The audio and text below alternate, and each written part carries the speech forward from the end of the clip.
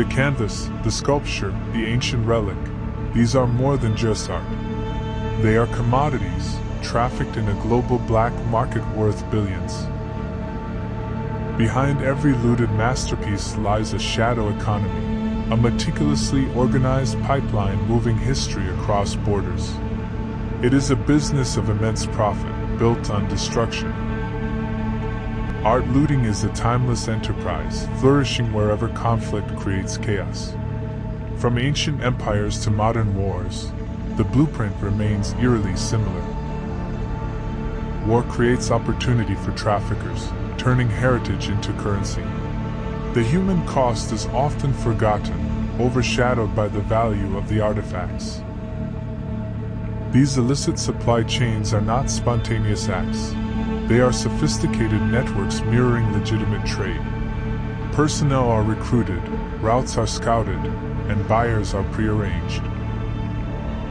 Financial mechanisms are equally complex, involving shell corporations and offshore accounts.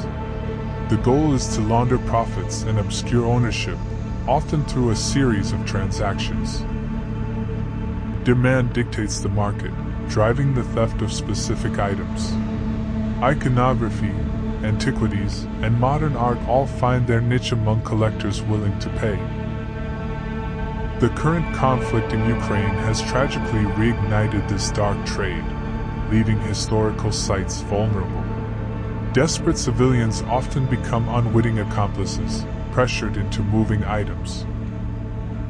Looters operate with a ruthless efficiency, identifying high-value targets amidst the destruction. Churches, museums, and private collections are systematically plundered.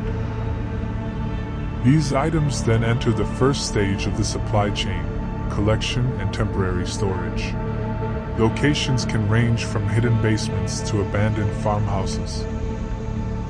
The logistics of movement involve a network of drivers and couriers, exploiting porous borders and overwhelmed authorities. Smuggling routes often weave through established criminal territories. One intercepted shipment by Ukrainian customs contained 87 historically valuable items. Among them were sacred icons, including the revered Saint Seraphim of Sarov, stirring a profound sense of loss and discovery. The value of such a haul is immense, estimated in the millions on the black market. Each piece represents not just money, but a piece of national identity stripped away. Financing this operation requires front companies and illicit payments, often via cryptocurrency to avoid detection. The transactions are meticulously laundered through multiple layers. The final destination is typically a network of private collectors or shadowy galleries in unsuspecting countries. These buyers prioritize acquisition over ethics. Personnel range from low-level looters to highly connected brokers and facilitators. Fear and greed are the primary motivators, often exploiting desperate economic situations, a heavy burden carried by those forced into complicity. The chain relies on bribes and corruption, securing passage through checkpoints and silencing witnesses. Every node in the network has its price. The ultimate goal is to legitimize the stolen art through forged provenance documents. Fabricated histories transform looted objects into private collections or family heirlooms. Despite some successful interceptions, the vast majority of looted art vanishes into the black hole of the illicit market. Its true fate often remains unknown for decades. The cultural trauma inflicted on communities is profound, a permanent scar on their heritage. Generations may never see their ancestors' treasures again, causing deep emotional pain and a yearning for what was lost.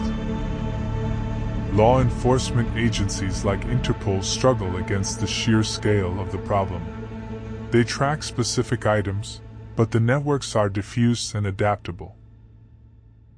International treaties and conventions aim to curb the trade, yet enforcement remains challenging. The financial incentives far outweigh the risks for many participants. Recovering a stolen piece of art can take years, even centuries, involving complex legal battles. Proving rightful ownership is an arduous and expensive endeavor. When items are returned, it is a bittersweet victory, a small fraction of what was lost. The relief of recovery is often tempered by the stark reality of the ongoing, systemic failure to protect global heritage. The business of stolen art thrives on conflict and chaos, a constant reminder that for some, culture is merely capital. History repeats itself, one looted artifact at a time.